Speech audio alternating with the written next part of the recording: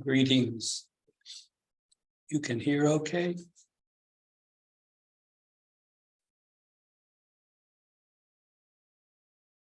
We have one more day, about 24 hours left in this retreat. Let us continue to the very end, patiently, humbly giving all of ourselves to this marvelous practice together. I trust you have seen from your own experience how, as mentioned in the first Dharma talk, almost anything can become a hindrance if the practice is not proper, correct, authentic, genuine, all the way through. And if the practice is proper, those very hindrances, obstacles, problems are basically opportunities to inquire.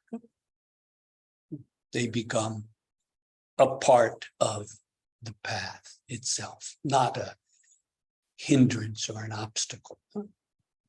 What can really obstruct, get in the way of this? What can get in the way of this? Rainy weather, a sore knee, confused thoughts? Well, not really, no. See it through for yourself.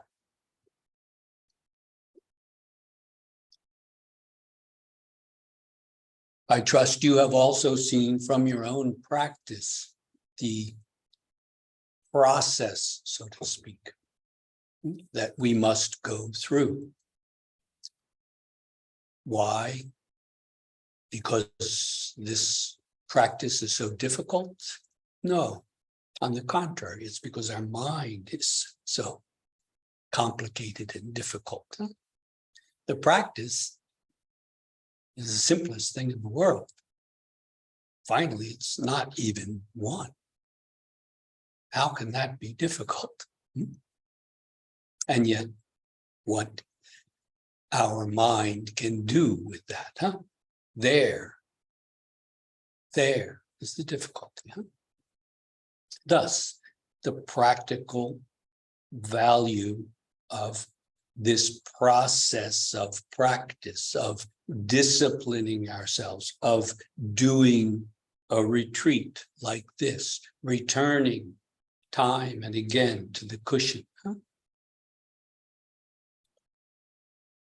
We can say this process is a matter of gathering all of our energies into one. Again, why? Because you have the energy you need, but it's dispersed. It's dispersed. And so Zazen is not a matter of thinking so much as gathering all of that energy that we already have through the body being properly and naturally erect, but not tense. And then breathing.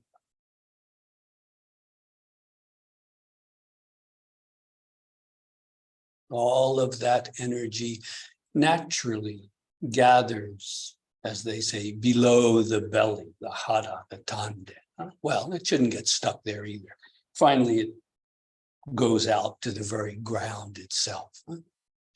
But the point here as a process is to get out of our head and the endless trains of thought. We don't need to cut them off or shoot them down or anything. That's just more thought. Rather, we simply take that energy and allow it to settle in the physical center of our body and then out to the ground itself.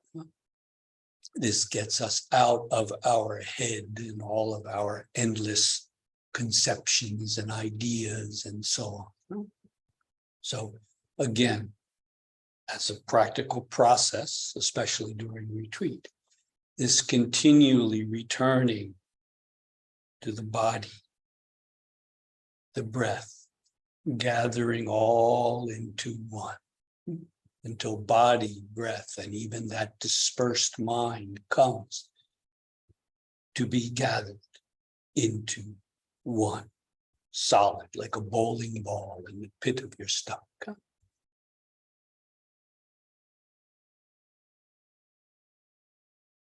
Totally settled, calm, at rest, and yet freely able to respond to whatever needs to be done. When it's time to get up, this gets up, does what needs to be done, and then returns to the cushion quite naturally. Quite naturally. At this point, you see from your own experience how the practice is becoming seamless without a gap. We're not starting it when we sit down and stopping it when we get up.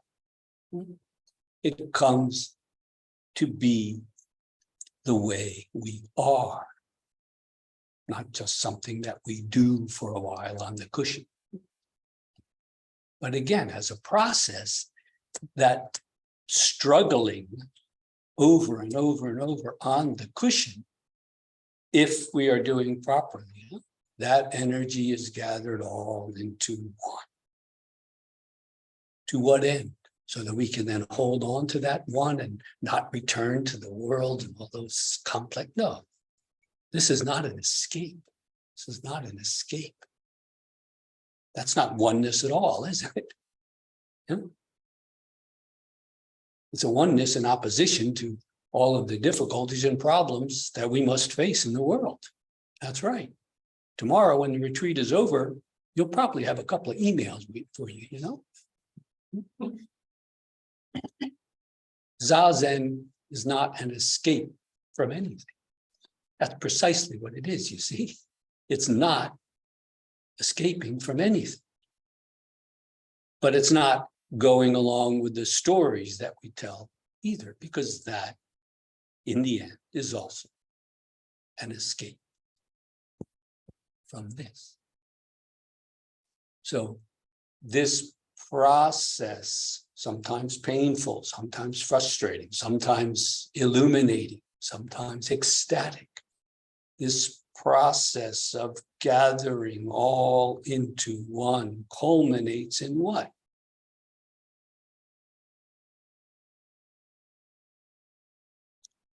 When that one itself falls away.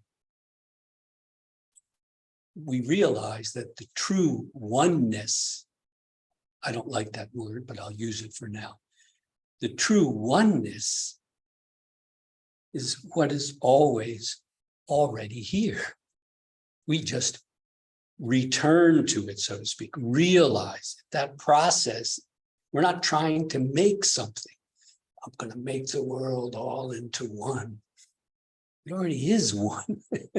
It's our mind that is differentiated, that is split.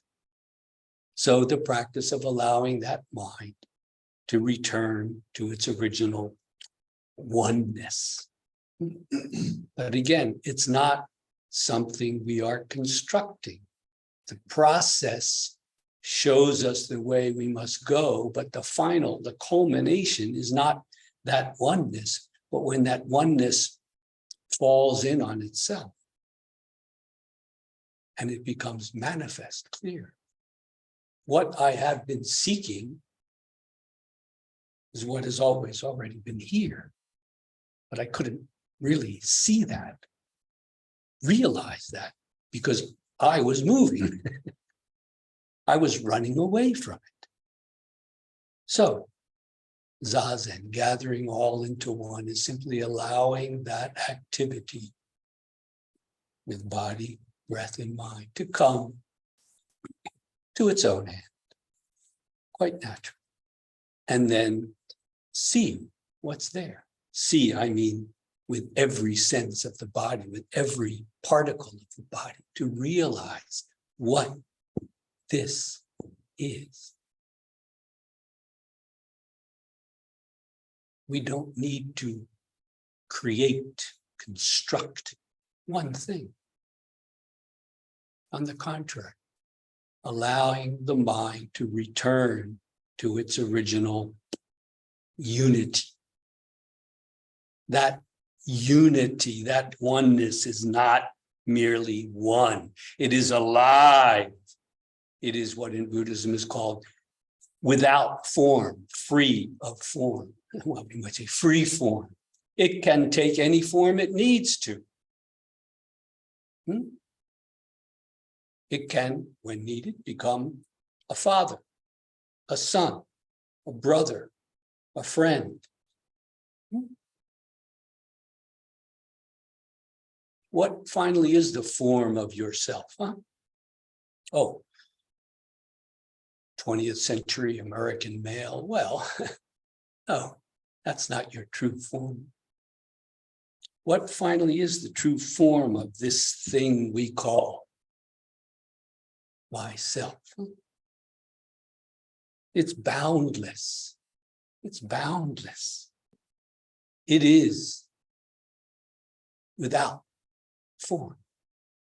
And yet it takes on form freely, as it needs to. This is the first point. When we give ourselves to the practice, that becomes clear. That oneness, in a very good way, folding in on itself and becoming this. Is it one? Well, yeah, it's one, and yet it's not a thing. And it's everything. And it is free from everything. And it works in the world. As it must. I call that the work of love, compassion. The work of love, compassion.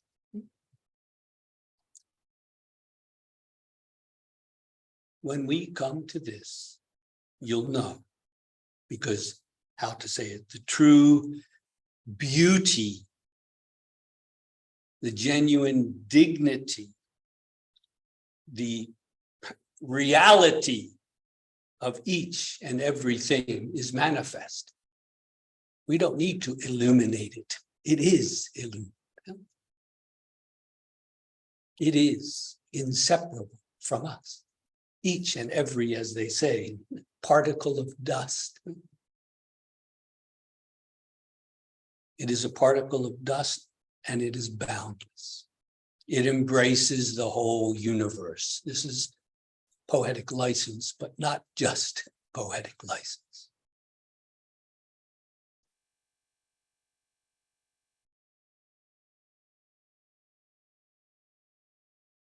Rather than babble on, I would prefer to turn it over to the rest of you. There may have been some questions that remained from yesterday or even the previous days.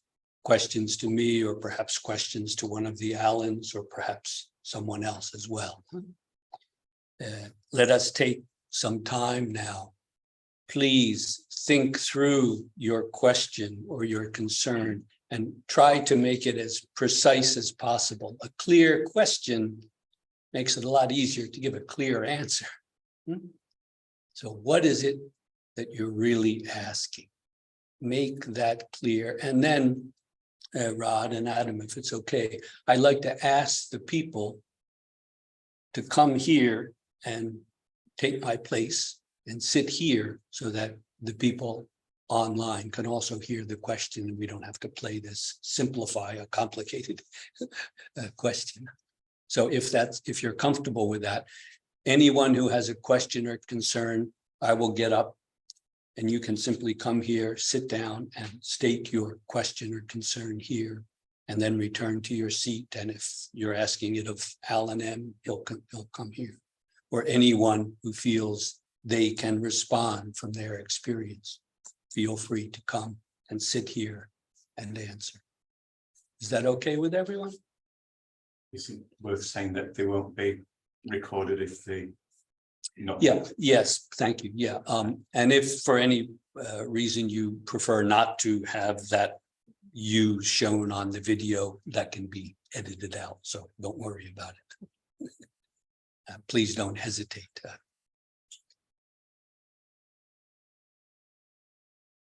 Is it clear? Let us please take a moment to stretch and get comfortable, and then we will continue with the questions, concerns. Thank you.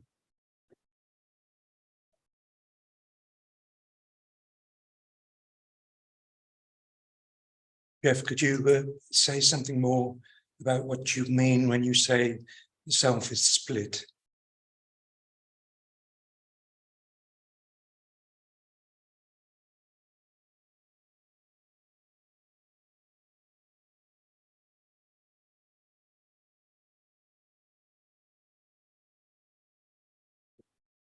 Thank you for your question, and others may have something to say as well, but for now, let me say a word.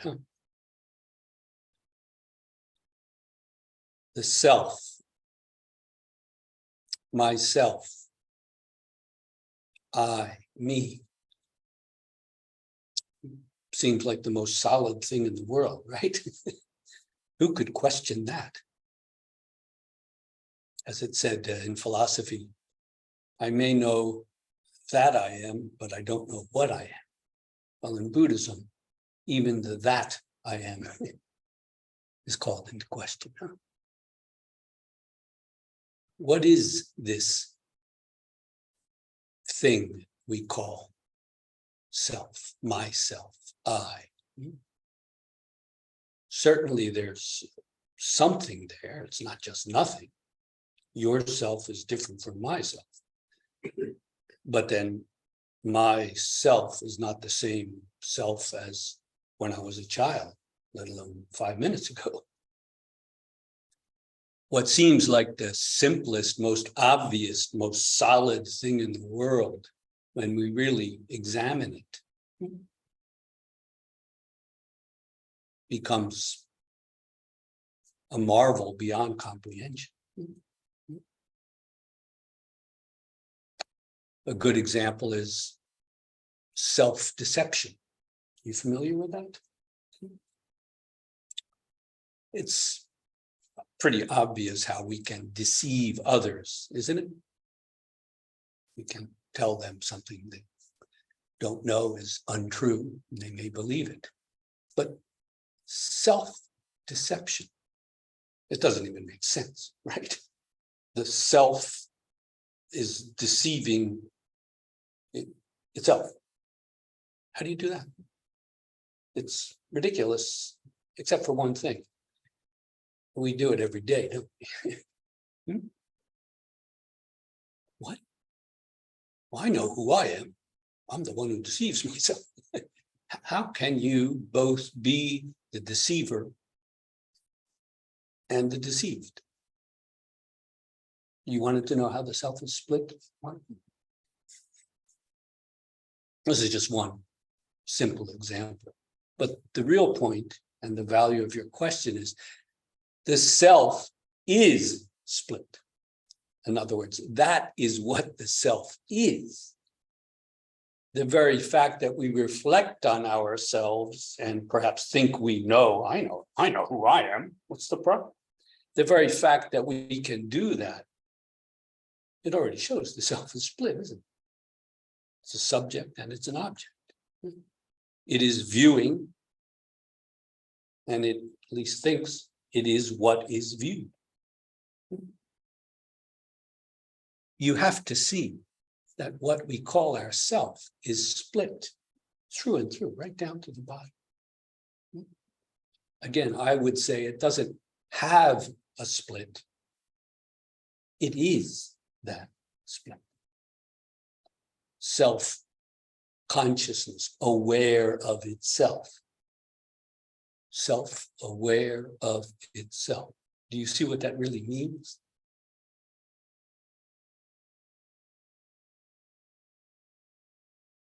How can the self be aware of itself? What is that form? Big, small, British, or in this case, American, male, female, young, old, enlightened, deluded?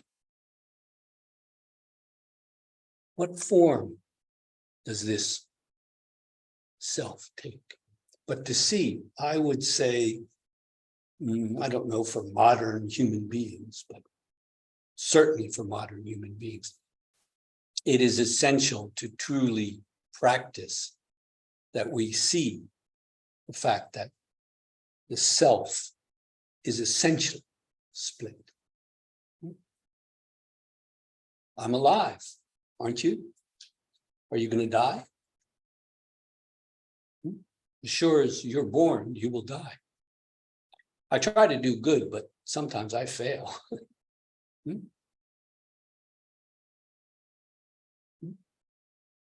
The very fact that we come to life entails that we will die. Is there any exception here? Everlasting, what did you say? Everlasting peace. That's a good way to put it, but everlasting life, a very important Christian notion. I don't know if you see how profound that is, everlasting life. In Buddhism, life and death, living and dying, it's one. It's one. What we call life is an abstraction. We're actually right now living, dying. It's one word. It's two Chinese characters, birth, death, or life and death, the same.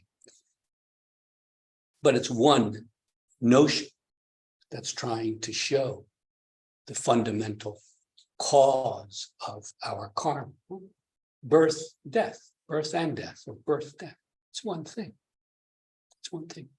We're not born and live. At what moment can you be assured that you will not die? Is there a moment in your life where you can say, absolutely, I cannot die in that moment? Is there?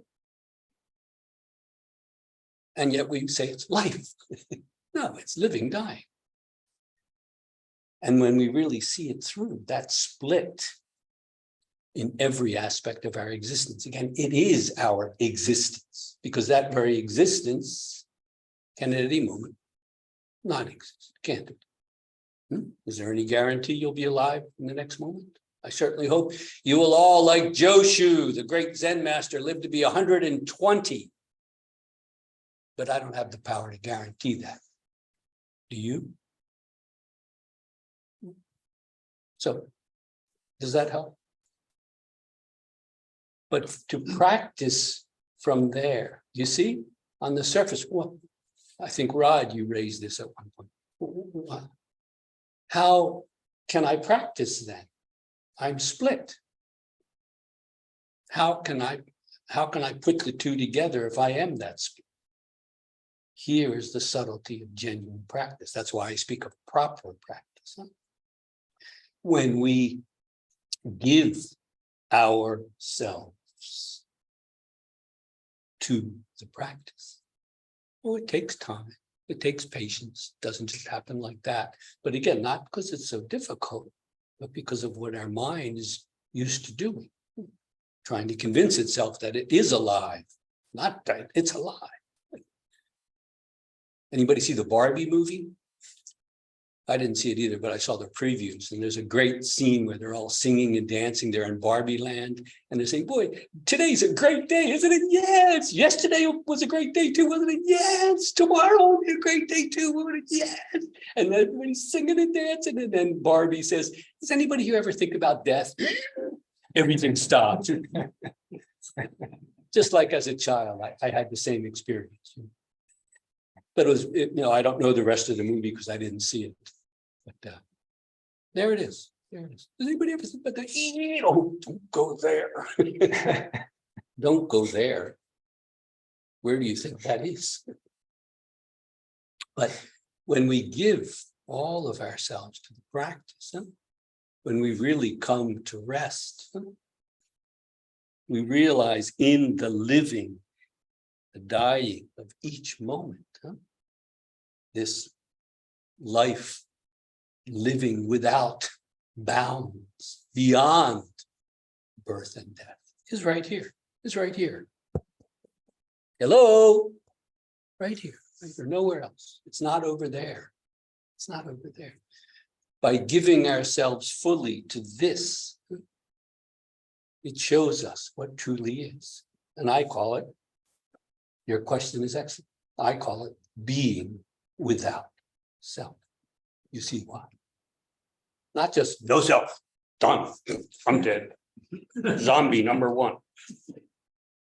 It's being without self. The whole world is alive and vital as it comes and it goes, but it's alive and vital in a way that is inconceivable for the split self.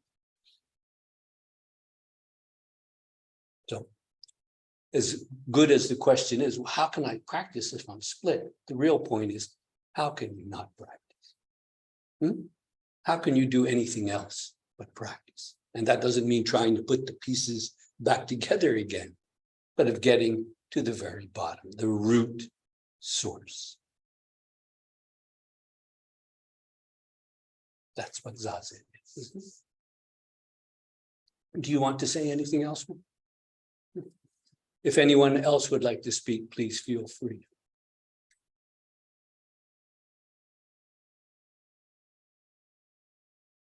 Yes, please.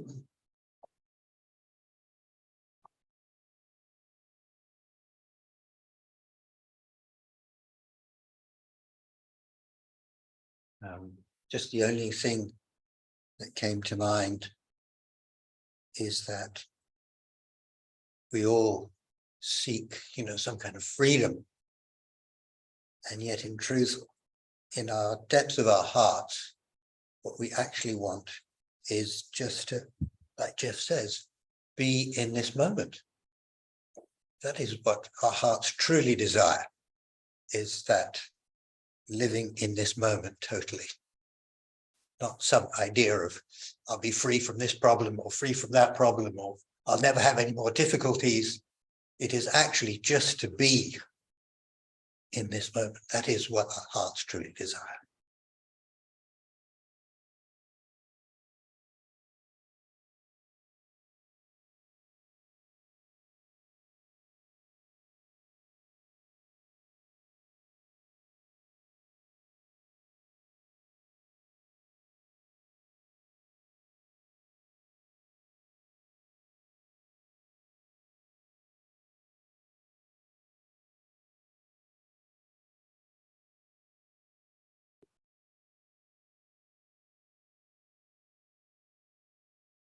I had a question for Jeff and for anyone really. I'd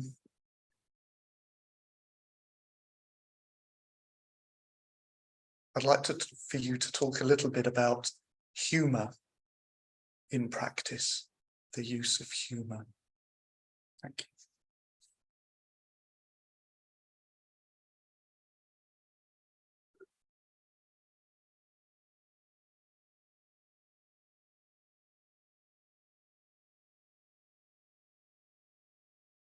You got to be joking.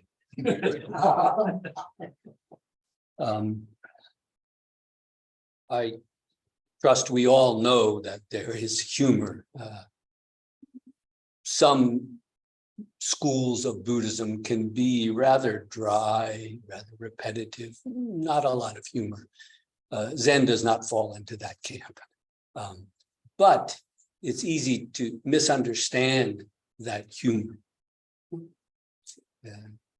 Spiritual humor, it sounds silly, but for example, I mentioned the comments of Mumon in Mumoncon on case 41, which Alan M. took up on Bodhidharma and peace of mind.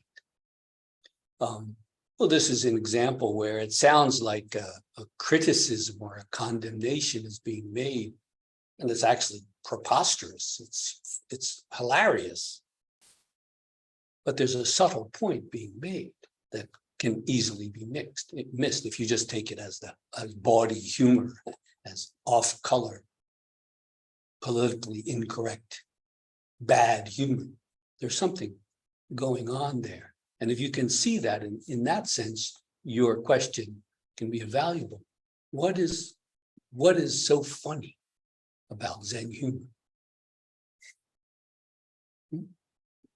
So to return to the example already given,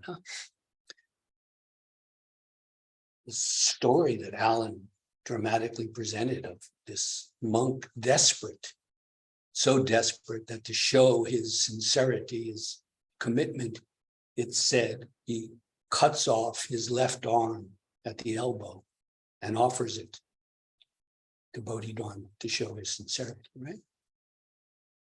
There's a painting within the last 20 years, I believe it became a national treasure in Japan by Sesshu, one of the great Japanese painter monks, of Bodhidharma.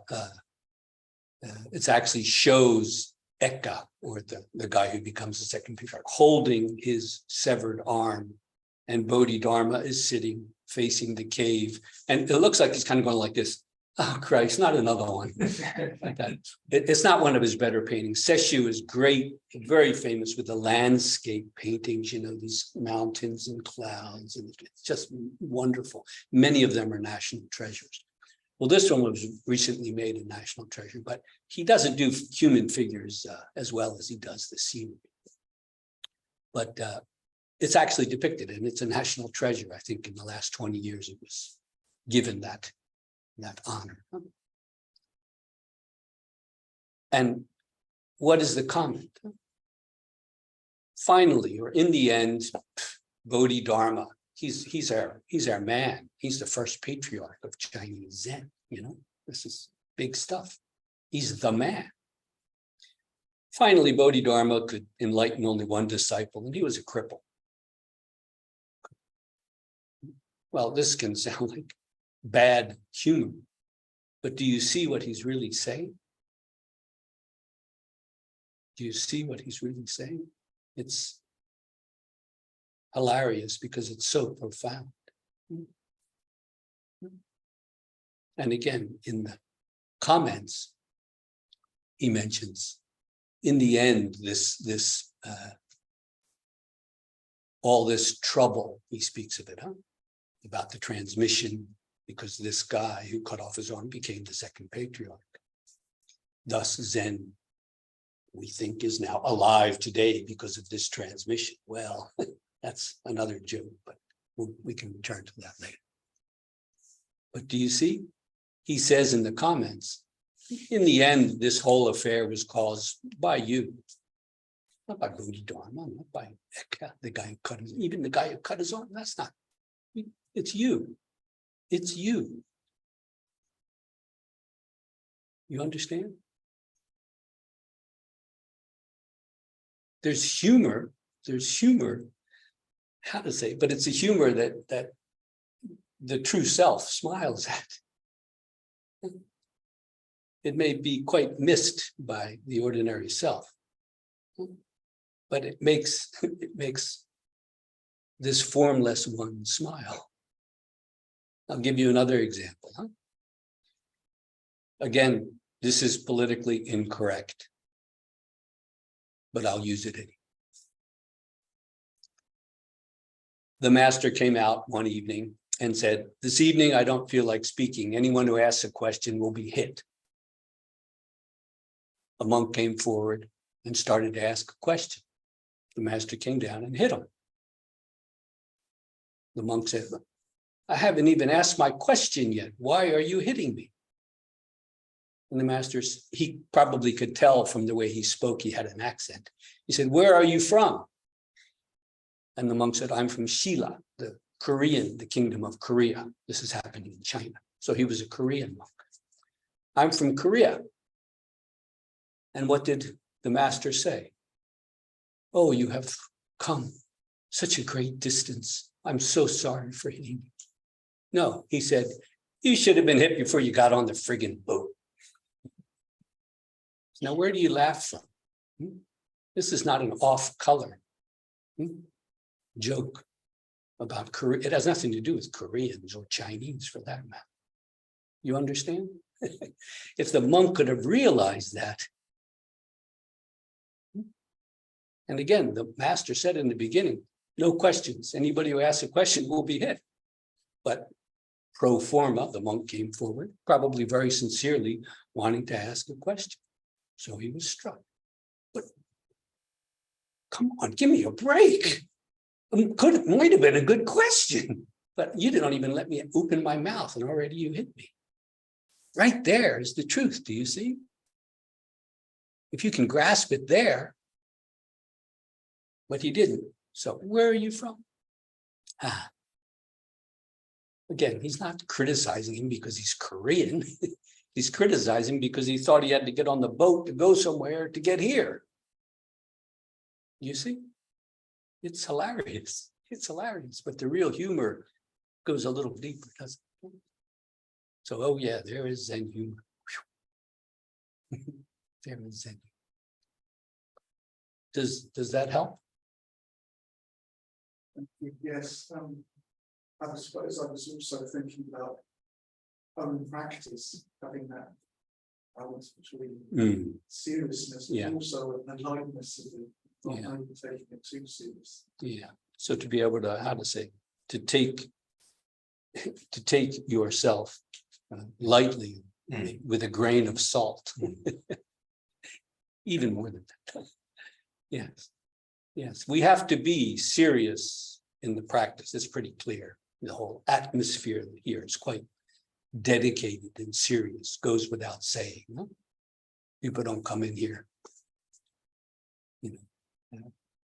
thinking about funny things. Well, maybe a little, but basically we come in here quite determined.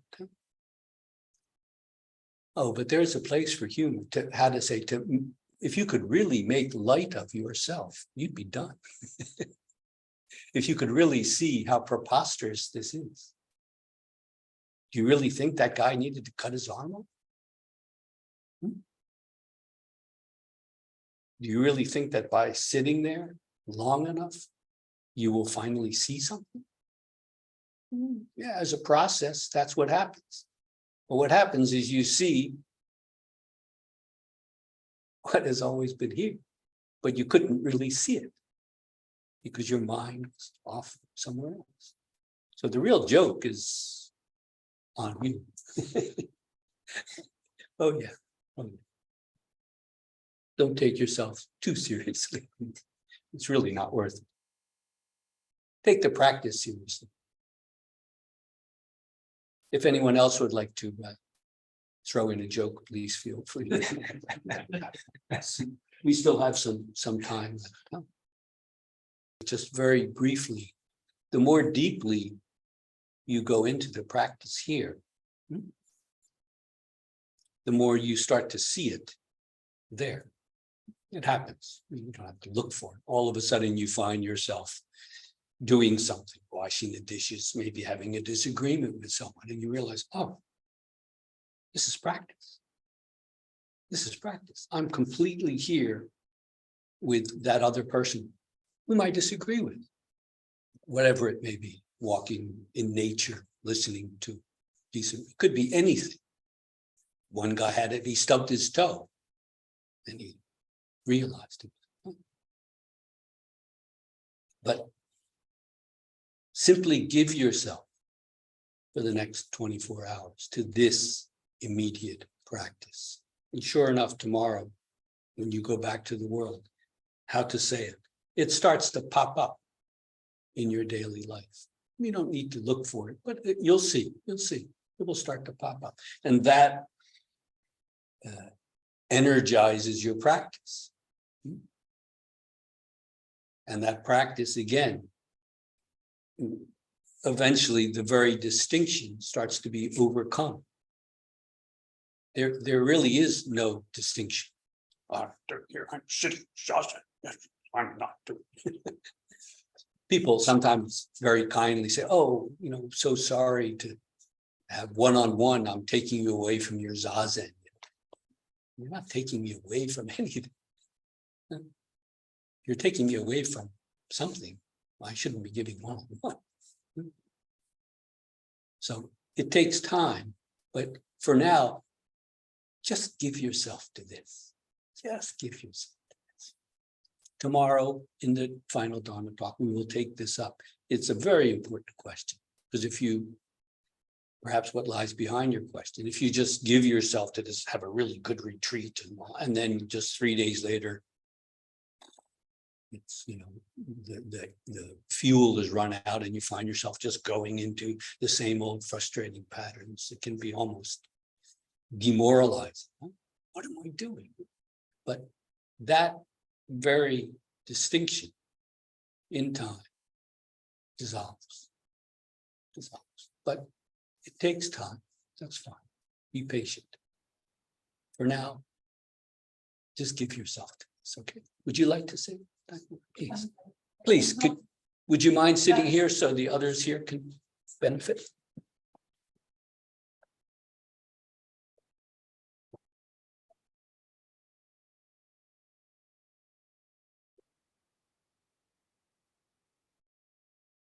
Ollie, I hope it would be helpful for you. I'm not the best Zen practitioner. I am still the beginner, but for me, very helpful was to see during the practice, what is the hindrance? The first hindrance was going outside for the kinhin. I totally lost my control. So I take very seriously the kinhin. I put all of my energy to just keep the practice, keep the breathing. Don't be distracted by the birds, by beautiful flowers, and so on. Of course, I can see them, but I don't have to think about that. So I just see the flower, and I keep the breath to not thinking. Oh, do not to tell myself the story about that, what I am thinking. The next step was eating the lunchtime. I saw the food and I completely was, wow, this is what should I take.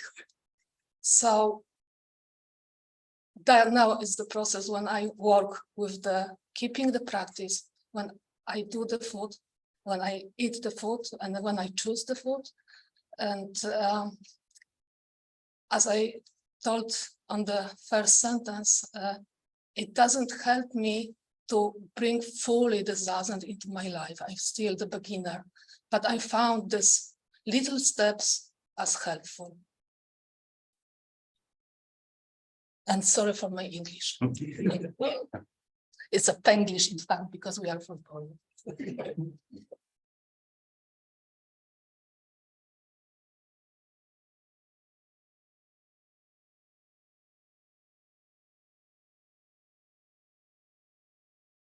We still have a few minutes.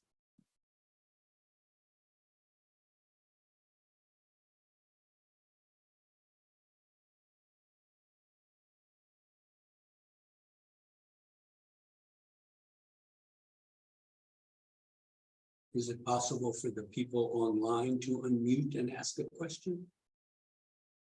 I think so. Should we give it a try? I don't know if it will work, but if anyone online would like to unmute and ask a question, we have a few minutes left. Please feel free. We'll give it a try. Huh? If they just unmute, I should be able to unmute if I put it on different view, and you can see if somebody holds their hand up. Sorry.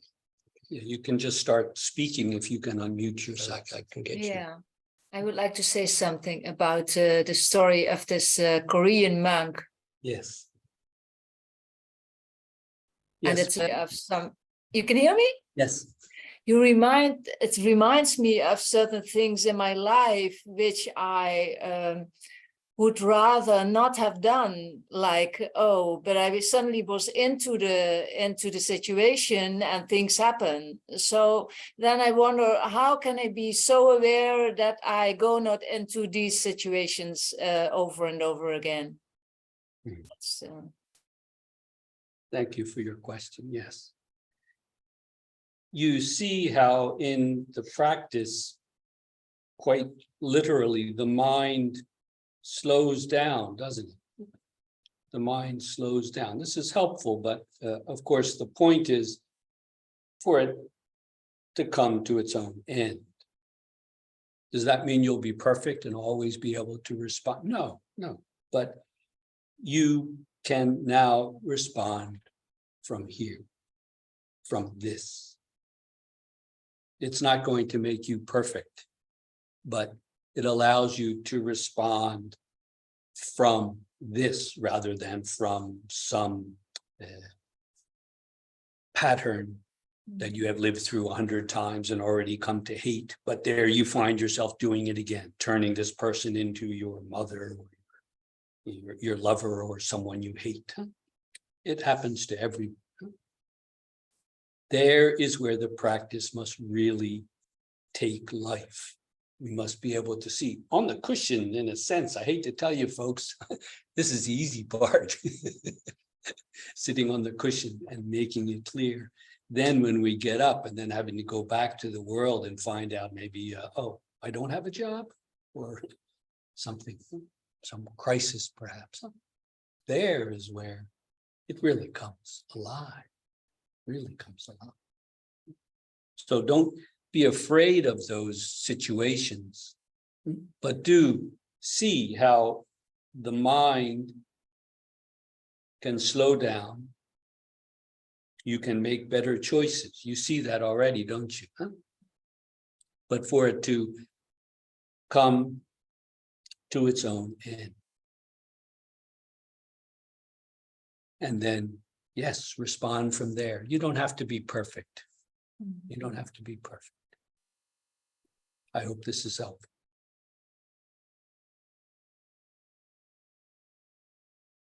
It's just about time now. We will return again at the same time tomorrow for the last Dharma talk. We've opened up a new can of worms now, huh? Because all you online people can talk. We